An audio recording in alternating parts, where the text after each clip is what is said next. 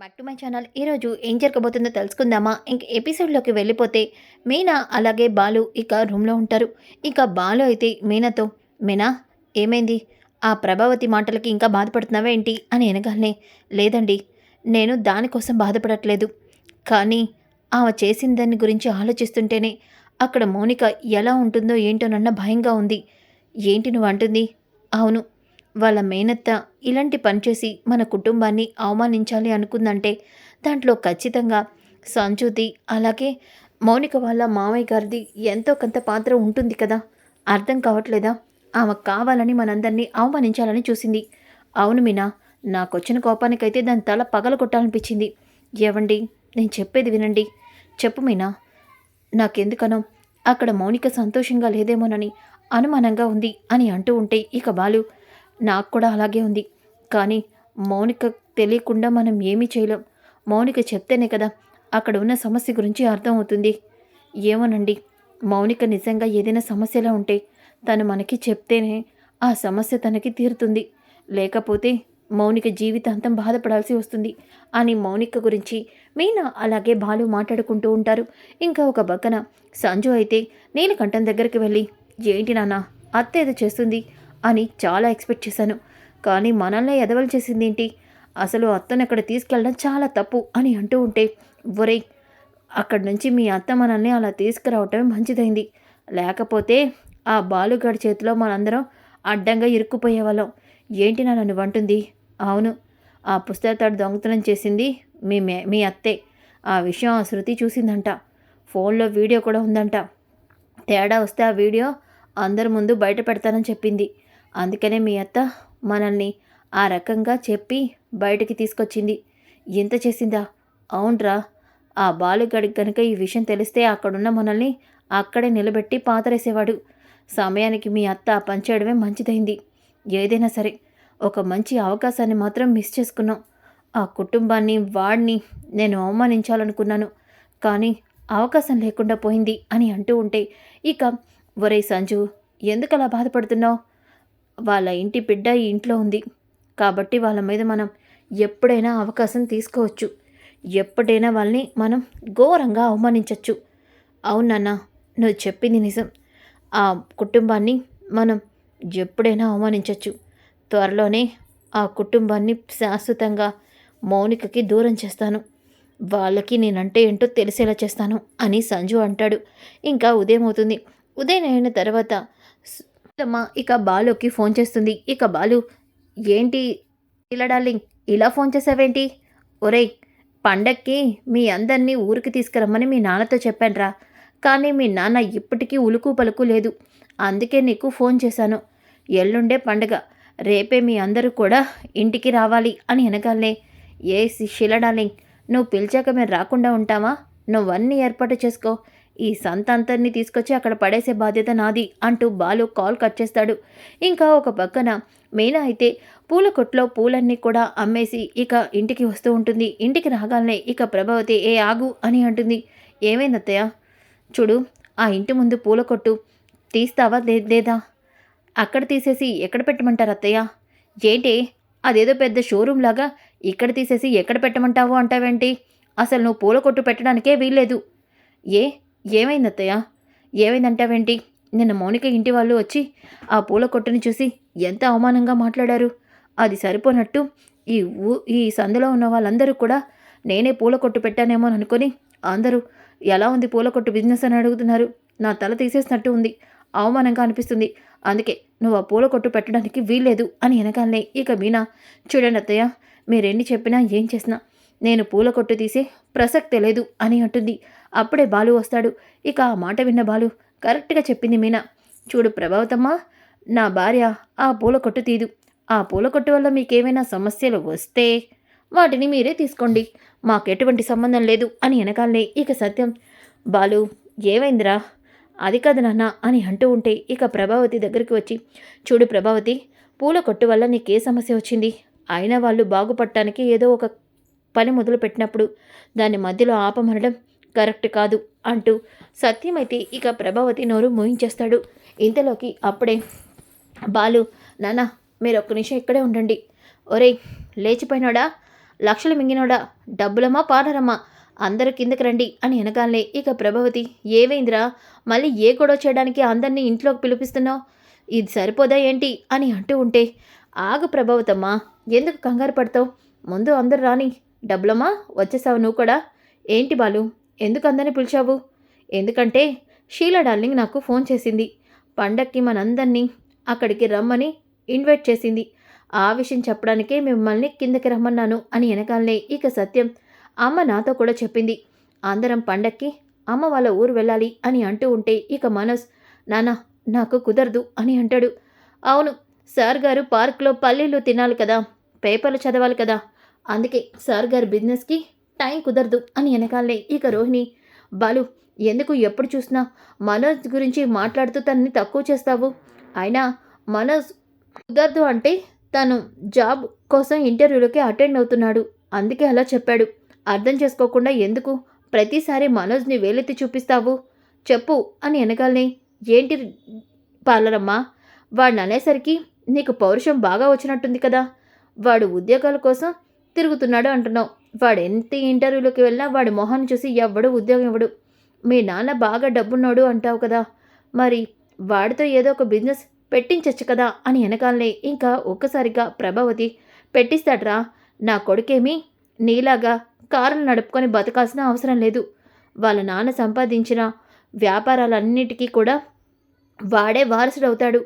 వాడికే అన్నీ కూడా అప్పగిస్తాడు, చూస్తూ ఉండు, అబ్బో పగటిపూటే భలే కళ్ళకంటుంది ఈ మనోజ్ మాత, చూడు మనోజ్ మాత, ఒకవేళ నిజంగానే వీళ్ళకి దుబాయ్లో అన్ని బిజినెస్లు అంత డబ్బు ఉంటే వీళ్ళ కుటుంబం తరపున ఒక్కరంటే ఒక్కరిని ఇంటికి పిలిపించి చూడు, అప్పుడు నువ్వు చెప్పిన మాటలు ఈ పాలరమ్మ మాటలు నేను నమ్ముతాను, ఇప్పుడుకొచ్చి పెళ్ళైనప్పటి నుంచి వీళ్ళ బంధువులు కానీ వీళ్ళకి సంబంధించిన వాళ్ళు ఒక్కరు కూడా ఇంటికి వచ్చిందే లేదు, మాట్లాడిందే లేదు, అసలు వీళ్ళ కన్న తండ్రి మొహం చూసిందే లేదు, నువ్వు వీళ్ళ గురించి చెప్తున్నావా, వీడు మొహం చూస్తేనే అర్థమవుతుంది, వీళ్ళు ఎలా పార్క్లో పల్లీలు తిన్నాడో ఈ దుబాయ్ ఇదంతా కూడా అబద్ధమే అని వెనకాలనే రోహిణి, ఇదేంటి బాలు అచ్చం తెలిసినట్టు మాట్లాడుతున్నాడు, ఏదో ఒకటి కవర్ చేయాలి అని చెప్పేసి, ఆంటీ ఏంటి అని అంటుంది. అమ్మ రోహిణి, నువ్వు వాగమ్మా, వీడంతే, ఎప్పుడూ అంతే, తలకు మాసిన పనులన్నీ చేస్తూ ఇలా తలతిక్కగా మాట్లాడతాడు, వాడి మాటలు నువ్వు పట్టించుకోవద్దమ్మా అని వెనకాలనే ఇక సత్యం, చూడు ప్రభా, బాలు అన్నాడని కాదు, నిజానికి మనం కూడా ఇప్పటి వరకు రోహిణి వాళ్ళ బంధువుల్ని ఎవరిని కలవలేదు, వాళ్ళ నాన్నతో కూడా మాట్లాడలేదు, మనోజ్ ఉద్యోగం కోసం చాలా ప్రయత్నాలు చేస్తున్నాడు, కానీ దొరకట్లేదని వాడే చెప్తున్నాడు కదా, వీటన్నిటికీ పరిష్కారం ఒక్కసారి మీ నాన్నని కలవటమేనమ్మా, మీ నాన్నని త్వరగా ఫోన్ చేసి ఇండియాకి రమ్మనమ్మా, ఒకసారి మాట్లాడతాము అని చెప్పి సత్యం కూడా అంటాడు. ఇక మీనా, ఏవండి ముందు టైం అవుతుంది మీరు పదండి అంటూ పైకి తీసుకెళ్తుంది. ఇక రవి అలాగే శృతి కూడా వెళ్ళిపోతూ, ఇక శృతి అయితే ఆగు రవి అంటూ, రోహిణి, బాలు ఎప్పుడు చూసినా మనోజ్ని ఇలా అందరి ముందు తక్కువ చేసి మాట్లాడతాడు, ఎందుకంటే తనకి జాబ్ లేదు కాబట్టి, నువ్వు ఆ జాబ్ ఏదో మీ నాన్నతో మాట్లాడి ఇప్పిస్తే ప్రాబ్లం సాల్వ్, ఇక మనోజ్ గురించి బాలు ఒక్క మాట కూడా మాట్లాడ్డు అంటూ శృతి అక్కడి నుంచి వెళ్ళిపోతుంది. ఇక ప్రభావతి అయితే రోహిణి చేపట్టుకొని పక్కకి తీసుకెళ్తుంది. ఆంటీ ఏమైంది? అమ్మా రోహిణి, చూసావుగమ్మా, అందరూ 4 రకాలుగా మాట్లాడుతున్నారు, వాళ్ళ మాటలకి నువ్వు ఏదో ఒక సమాధానం చెప్పకపోతే ఇలాగే నిన్ను వాడిని అవమానిస్తూనే ఉంటారు, ఆ బాలుగడ్ సంగతి తెలిసిందే కదా, ఇక ఆ మీనా ఇంటి ముందు పూల కొట్టు పెట్టి ఏదో పెద్ద బిజినెస్ చేస్తున్నట్టు బిల్డప్లు ఇస్తుంది, ఈ టైంలో వాడిని ఎవరు కూడా చులకనగానే చూస్తున్నారు, అందుకే మీ నాన్న కానీ మీ మావయ్య కానీ ఎవరినో ఒకరిని ఇంటికి తీసుకురమ్మా, వాళ్ళని ఒకసారి చూస్తే కానీ వీళ్ళు మాటలు మార్చరు, నీ మనసుని కూడా గౌరవిస్తారు అని అనగానే ఇక రోహిణి, నేను చెప్పిన అబద్ధానికి ఏదో ఒకటి చేయాలి, చూస్తుంటే నాకు బాగా అర్థమవుతుంది అని, సరే ఆంటీ, నేను నాన్నకి ఫోన్ చేసి ఇండియాకి రమ్మని చెప్తాను, త్వరగా చెప్పమ్మా అంటూ ప్రభావతి వెళ్ళిపోతుంది. ఇక ఉదయం అవుతుంది. రోహిణి విద్యని కలిసి ఇదంతా చెప్తుంది. ఏంటే, లేని నాన్నని నువ్వెలా తీసుకొస్తావు? అలాగే నువ్వు దొరికిపోవడం గ్యారంటీ. ఏయ్ ఏంటే, నీ దగ్గరికి వస్తే ఏదో ఐడియా ఇస్తావనుకుంటే ఇలా నన్ను భయపెడుతున్నావేంటి? విద్య, నువ్వే నాకు ఏదో ఒక ఐడియా ఇవ్వాలి. సరే, ఇవ్వక చేస్తానా ఏంటి? నీ ఫ్రెండ్గా అయినందుకు నీతో పాటు నేను కూడా అబద్ధాలని షేర్ చేసుకోవాల్సి వస్తుంది. ప్లీజ్ ప్లీజ్ విద్య, ఏదో ఒక ఐడియా ఇవ్వవే. సరే ఇస్తానుండు. ఇంతకీ నీ మావయ్యని కానీ మీ నాన్నని కానీ తీసుకురమ్మని చెప్పారంటున్నావు కదా, అందుకే ముందు మీ మావయ్య అని చెప్పి ఎవరైనా ఒక పెయిడ్ ఆర్టిస్ట్ దొరుకుతాడు కదా, అతను దుబాయ్లో ఉన్న మీ మావయ్య అని చెప్పి ఇక్కడికి తీసుకొచ్చి వాళ్ళతో మాట్లాడిచ్చు. వాళ్ళందరితో మాట్లాడాక ఆ బాలుగాడు అలాగే ఇంట్లో అందరూ కూడా మీ మావయ్య ఆయనే అనుకొని కొన్ని రోజులు సైలెంట్గా ఉంటారు. ఆ తర్వాత వీలు చూసుకొని నువ్వు మనోజ్కి జాబ్ వచ్చాక నీ గురించి నిజం చెప్పేసి. బానే ఉంది ఐడియా. మరి పెయిడ్ ఆర్టిస్ట్ ఎక్కడ దొరుకుతాడు? ఎక్కడ దొరకడం ఏముంది, వెతికితే వాళ్ళే దొరుకుతారు అని చెప్పేసి ఇక విద్య, ఆ ఒక్క నిమిషం, నాకు తెలిసిన వాళ్ళు ఆర్టిస్ట్ ఉన్నాడు, అతనికి కాల్ చేస్తే ఎవరైనా దొరుకుతారేమో ఉండు అంటూ ఇక విద్య అయితే అతనికి కాల్ చేస్తుంది. ఇలా మాకొక ఆర్టిస్ట్ కావాలి, అతను ఇలా నటించాలి అని అంటుంది.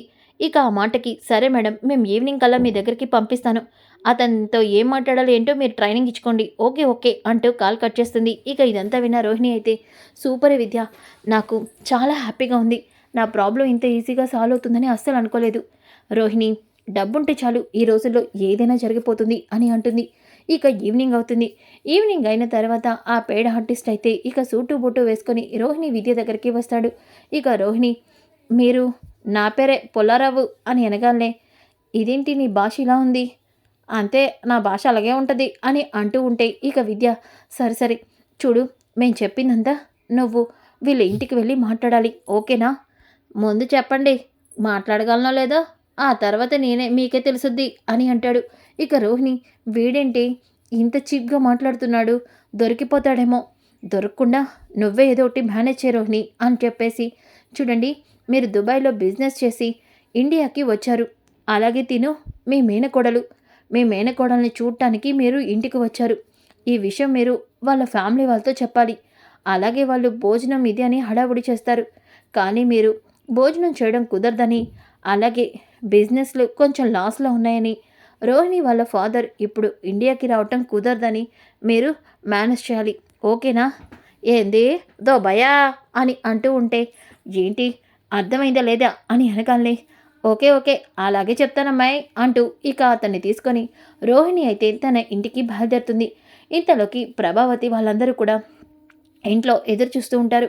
ఇక బాలు అయితే, ఏంటి ఇంట్లో అందరూ దేనికోసం ఎదురు చూస్తున్నట్టు కనిపిస్తున్నారు, అందరి మొహాలు కూడా చిచ్చుబుడ్డిలా వెలిగిపోతున్నాయి, ఏంటి ఈ లక్షలు మింగేసినాడికి కొంపతీసి జాబ్ వచ్చిందా ఏంటి అని అనగానే, నువ్వు వాగరా, ఎప్పుడు చూసినా రోహిణి వాళ్ళ పుట్టింట్లోంచి ఎవరూ రాలేదు ఇది అది అంటూ ఎప్పుడు రోహిణిని తక్కువ చేసి మాట్లాడతావుగా, కొంపతీసి రోహిణి వాళ్ళ నాన్న ఇండియాకి వచ్చేసాడా ఏంటి అని అనగానే, కాదు దుబాయ్లో ఉండే రోహిణి వాళ్ళ మావయ్య ఇండియాకి వచ్చాడంట, రోహిణి అతన్ని పికప్ చేసుకోవడానికి వెళ్ళింది, నీ పాటికి వచ్చేస్తూ ఉంటుంది అని అనగానే, అబ్బో దానిక ఈ హడావుడి, అవునవును, అలాగే నీ పెళ్ళం ఇంటి ముందు పూల కొట్టుని మూసేసి ఇంటికి రమ్మను, ఆ పూల కొట్టు చూస్తే రోహిణి వాళ్ళకి వాళ్ళ మామయ్య దగ్గర చాలా అవమానం అని అనగానే ఇక మీనా అప్పుడే ఇంటికి వస్తుంది. రాగానే, చూడు ఆ పూల కొట్టు మాదే అని రోహిణి వాళ్ళ మావయ్య దగ్గర మాట్లాడకు, అలా మాట్లాడితే ఆయన ముందు మనకి చాలా ఇన్సల్ట్గా ఉంటుంది అని చెప్పేసి ప్రభావతి అంటుంది. ఇక సత్యం, చూడు ప్రభా, చేసే పనిని చెప్పుకోవడంలో తప్పులేదు, అలా తక్కువ చేసి మాట్లాడకు అని అంటాడు. ఇక శృతి, అవునంటీ, ఎవరికి ఏదుంటే అది చెప్తారు, దాంట్లో తక్కువ ఎక్కువ ఏముంది చెప్పండి అని అనగానే ఇక రవి, శృతి చెప్పింది కరెక్ట్ అమ్మా, నువ్వు ప్రతి విషయంలో వదిన్ని తక్కువ చేయడం కరెక్ట్ కాదు, ఎన్నిసార్లు చెప్పినా ఈ మనోజ్ మాతకి అర్థం కాదులేరా అని బాలు అంటాడు. అప్పుడే రోహిణి అలాగే వాళ్ళ మామయ్య ఇద్దరు ఆటోలో ఇంట్లో దిగుతారు. ఆటోలో దిగగానే ఇక ఒక్కసారిగా బాలు, అదేంటి ఫారెన్ నుంచి వచ్చాడు, కోట్లు ఉంటాయన్నాడు, చిగ్గా ఆటోలో దిగాడేంటి, నాకేదో తేడాగానే ఉంది అని అనగానే ఇక ప్రభావతి, ఇలా డబ్బున్న వాళ్ళు ఒక్కొక్కసారి ఇలాగే వస్తారులే అని చెప్పి మనోజ్ అలాగే ప్రభావతి, నమస్కారం అన్నయ్య గారు, నమస్కారం, నమస్తే అంకుల్ అంటూ మనోజ్ అయితే ఇక అతన్ని లోపలికి తీసుకెళ్ళగానే, ఆయ్ నమస్తే అని అంటాడు. ఒక్కసారిగా గొంతు విని బాలు అందరూ కూడా షాక్ అయిపోయి, ఏంటి వీడి గొంతు వీడి సెటప్కి గెటప్కి అసలు అనలేదే అని అనుకుంటూ ఉంటే ఇంకాలోకి రోహిణి అయితే, మా మావయ్య పుట్టడం పెరగడం అంతా పల్లెటూరులో, ఓన్లీ బిజినెస్కి మాత్రమే అక్కడికి వెళ్ళాడు, అందుకే అతని స్లాంగ్ అయితే మారలేదు అని అంటుంది. ఇక ప్రభావతి, అన్నయ్య గారు రండి రండి కూర్చోండి. ఏ మీనా అలా చూస్తున్నావంటే? వెళ్ళి చల్లగా బాదం పాలో ఏవో తీసుకొని రా అని అనగానే ఇక మీనా బాదం పాలు పోసి తీసుకొని వస్తుంది. ఇక మనోజు అలాగే అంకుల్ నేను మావయ్య తనే నా హస్బెండ్ మనోజ్ అని అనగానే ఆయ్ ఆయ్ చూస్తేనే అర్థమవుతుంది. ఇక్కడ ఇంట్లో ఖాళీగా ఉంది నువ్వేనట్టున్నాడు ఉన్నావు అని అనగానే ఇక బాలు ఈ విషయం అయితే కరెక్ట్‌గా చెప్పావు. ఇంతకీ నీ మొహం అంతా కళ్ళజోడు ఉండడంతో మొహం కనిపించట్లా. ఒకసారి కళ్ళజోడు తీస్తారా అని అనగానే ఒక్కసారిగా కళ్ళజోడు తీస్తాడు. తీయగానే బాలు వీడినెక్కడో చూసినట్టు అనిపిస్తుందే అని ఆలోచిస్తూ ఉంటే ఇక మీనా ఏమైందండి అలా చూస్తున్నారు అతన్ని? వీడినెక్కడో చూశాను మీనా. ఆయన దుబాయ్‌లో ఉంటాడని చెప్పారు కదా! మరి మీరెక్కడ చూస్తారు? మీరెవరినో చూసి ఎవరో అనుకుంటుంటారులే. లేదు అంటూ ఉంటే ఇక ప్రభావతి ఏం లేదన్నయ్య గారు. మనోజ్‌కి ఏదైనా బిజినెస్ చూస్తే మనోజ్ కూడా బిజినెస్ చేసుకుంటాడు కదా! దానికోసమే అని ఎనకాలనే ఇక రోహిణి ఆంటీ ఏంటిలా? మీరు మావయ్య రాగాలనే ఇలా మాట్లాడితే ఎంత అవమానంగా ఉంటుంది. మీరు దీని గురించి ఏమీ మాట్లాడొద్దు. ఆయన జస్ట్ ఇండియాకి వచ్చి వెళ్ళిపోవడానికి వచ్చారు. అలాగే నన్ను కలవటానికి వచ్చారు అని అంటూ ఉంటే ఇక ప్రభావతి అయితే అవునా అవునా అమ్మా అని అంటుంది. ఇక సత్యం నమస్కారం అండి అని వెనకాలనే నమస్తే నమస్తే. మీరు మా రోహిణిని ఈ ఇంటి పెళ్లి చేసినప్పటి నుంచి ఎవరు తన వాళ్ళంటూ ఇంటికి రాలేదు. అప్పటినుంచి తన వాళ్ళని కలవాలని మేము అనుకున్నాం. ఎన్నాళ్ళకి మీరైనా ఇంటికి వచ్చినందుకు సంతోషంగా ఉంది. ఇంతకీ మీరు దుబాయ్‌లో ఏం బిజినెస్ చేస్తారు అని వెనకాలనే నేను ఇడ్లీలు, పూరీలు, చపాతీలు అని అంటూ ఉంటే ఒక్కసారిగా రోహిణి వీడంతా ఇరికించేలా ఉన్నాడే అని అంటూ ఉంటే ఇక బాలు ఏంటి మీరు ఇడ్లీ బండేస్తారా ఏంటి అని అనగానే ఒక్కసారిగా ప్రభావతి ఏంట్రా నువ్వు పరువంతా తీస్తున్నావు అని అనగానే అంటే ఆంటీ మావయ్యకి అక్కడ చాలా హోటల్స్ ఉన్నాయి. టిఫిన్ హోటల్స్ వాటి గురించి చెప్తున్నారు. మావయ్య దుబాయ్‌లో పెద్ద పెట్రోల్ బంకులు వాటిని నడుపుతూ ఉంటారు. అలాగే చిన్న చిన్న హోటల్స్ కూడా ఉన్నాయి అని అనగానే హోటల్సా అని అంటుంది. ఇంతలోకి అప్పుడే కామాక్షి ఇక ఆటో దిగి ప్రభా ప్రభా అంటూ గబగబా ఇంటికి వస్తుంది. ఇక రాగానే ప్రభావతి ఈ కామాక్షి ఏంటి ఇలా వచ్చేసింది? రోహిణి వాళ్ళ మావయ్య వస్తున్నాడని చెప్పానుగా అందుకే వచ్చేసి ఉంటుంది అని చెప్పేసి ఏంటి కామాక్షి ఇలా వచ్చావు? ప్రభా రోహిణి వాళ్ళ మావయ్య వచ్చాడన్నావుగా అందుకే వచ్చాను. ఇప్పుడైనా లోపలున్నారులే వాళ్ళేదో మాట్లాడుతున్నారు. ఏంటి ప్రభా నన్ను ఆయనకి పరిచయం చేయకుండా వదిలేస్తావా ఏంటి? అయినా నేను ఈ సంబంధం నేనే కదా కుదిర్చాను. రోహిణి నా వల్లే కదా మీ ఇంటి కోడలయింది. అలాంటప్పుడు అంత పెద్ద బిజినెస్ మ్యాన్‌తో నన్ను మాట్లాడిచ్చవా? ఏంటి ప్రభా ఇది? అది కాదు కామాక్షి నాకు చెప్పొద్దు. నేనొకసారి ఆయనతో మాట్లాడాలి. దుబాయ్ నుంచి ఎంత బంగారం తెచ్చారో ఏంటో. ఒక బిస్కెటేనా రోహిణి దగ్గర నుంచి నేను తీసుకోవాలి. నువ్వు వడ్లెగు అంటూ ఇక అన్నయ్య గారు, అన్నయ్య గారు అని చెప్పేసి అంటూ ఉంటే ఒక్కసారిగా రోహిణి మావయ్య ఆమె కామాక్షి ఆంటీ మా అత్తయ్య వాళ్ళ ఫ్రెండ్ అని అనగానే ఒక్కసారిగా కామాక్షి అతన్ని చూసి షాక్ అయిపోతుంది. ఏంటి వీడు నీ మావయ్య దుబాయ్‌లో ఉంటాడా? వీడు రోడ్డు మీద ఇడ్లీలు, చపాతీలు, పూరీలు అమ్ముకునేవాడు కదా అని అనగానే ఒక్కసారిగా అందరూ షాక్ అయిపోతారు. ఇక వాడైతే అది అమ్మగారు ఒరేయ్ ఎదవా నా దగ్గర నువ్వు రూ. 50 నొక్కేసావు. ఇస్తాను ఇస్తాను చిల్లర లేదని చెప్పి వారం రోజుల నుంచి ఇవ్వట్లేదు. ఇప్పుడైనా ఇస్తావా లేదా అని అనగానే కామాక్షి ఏం జరుగుతుంది ఇక్కడ అని ప్రభావతి అంటుంది. ఇక రోహిణి దొరికిపోయానే అని టెన్షన్ పడుతూ ఉంటే ఇక బాలు ఆగరా నువ్వు దుబాయ్ నుంచి వచ్చానని అబద్ధం చెప్తావా? నాకిప్పుడు బాగా గుర్తొచ్చింది. 2-3 సార్లు నీ దగ్గర నేను ఇడ్లీ తిన్నాను. నువ్వు రోడ్డు మీద ఇడ్లీల బండి అమ్ముకునేవాడివి కదా? అవును. మరి రోహిణి వాళ్ళ బాబాయ్ అని చెప్పావేంటి? అంటే ఇదంతా అబద్ధమా అని వెనకాలనే ప్రభావతి షాక్ అయిపోతుంది. అమ్మ రోహిణి ఏంటమ్మా ఇది అని సత్యం అలాగే ప్రభావతి అంటారు. ఇక రోహిణి అడ్డంగా దొరికిపోయానే అని చెప్పి అనుకుంటూ ఉంటే ఇక వాడు ఈమె డబ్బులిచ్చి ఇలా చెప్పమంటే ఇక్కడ చెప్పాను. అంతే నాకేమీ సంబంధం లేదు అంటూ బయటికి పారిపోతాడు. ఇక రోహిణి అమ్మో అమ్మో ఈ పాలరమ్మ ఈ మనోజ్ కొడుకంటే ఎక్కువ డేంజర్. వీడు పచ్చి అబద్ధాలు చెప్పాడు. కానీ ఈమె మనుషుల్ని పెట్టి మరీ అబద్ధాలు ఆడిస్తుంది. ఎన్ని నాటకాలు ఆడుతుందో అని వెనకాలనే ఇక రోహిణి స్టాప్ ఇట్ అని గట్టిగా అరుస్తుంది. ఇక సత్యం ఏంటమ్మా రోహిణి ఇదంతా అని అంటాడు. మావయ్య అత్తయ్య నన్ను క్షమించండి. నేను మీకు చెప్పిందంతా అబద్ధం. నిజానికి మా నాన్న దుబాయ్‌లో లేడు. అసలు మా నాన్న బ్రతికే లేడు. ఆయన ఎప్పుడో చనిపోయాడు. కానీ నాకు ఆస్తి డబ్బుందని తెలిస్తేనే ఆంటీ నన్ను కోడలుగా చేసుకుంటుందని మనోజ్తో ఆంటీతో నేను అబద్ధం చెప్పించాను. అవును, నిజానికి నాకు చిల్లి గవ్వ ఆస్తి కూడా లేదు, మా నాన్న కూడా లేడు అని అంత నిజాన్ని ఒప్పేసుకుంటుంది. అది విన్న మనోజ్ ఒక్కసారిగా షాక్ అయిపోతాడు. ఇక ప్రభావతి కళ్ళు తిరిగినంత పనవుతుంది. ఇక కామాక్షి ప్రభా ప్రభా అంటూ ముఖం మీద నీళ్ళని చుమ్ముతుంది. ఇంకా సత్యం, ఏంటమ్మా ఇది, నీ తల్లిదండ్రులు లాంటి వాళ్ళమే మేము అని ఎన్నోసార్లు నీకు చెప్పాం, కానీ నువ్వు ఇలా అబద్ధాలు చెప్పి ఈ ఇంటి కోడలవడం కరెక్ట్ కాదమ్మా అని వెనకాలనే ఇక బాలు, ఆ అమ్మ పార్లరమ్మా, వీడికి తగ్గ పిల్లనే దొరికావు, వీడు లక్షలు మింగాడు, నువ్వు లక్షలే ఉన్నాయని అబద్ధం చెప్పి ఈ ఇంటికి కోడలైపోయావు. ఏం ప్రభావతమ్మా, ఎప్పుడు చూసినా నా భార్య ఇది అది అంటూ గయ్యాల్లాగా మొహం మీద విరుచుకుపడేదానివి, ఇప్పుడు ఈ పార్లరమ్మకి చిల్లి గవ్వ కూడా లేదంట, దుబాయ్ నుంచి గోల్డ్ వస్తుందని మురిసిపోయేదానిగా ఇప్పుడుంది నీకు అసలు కదా అని అంటాడు.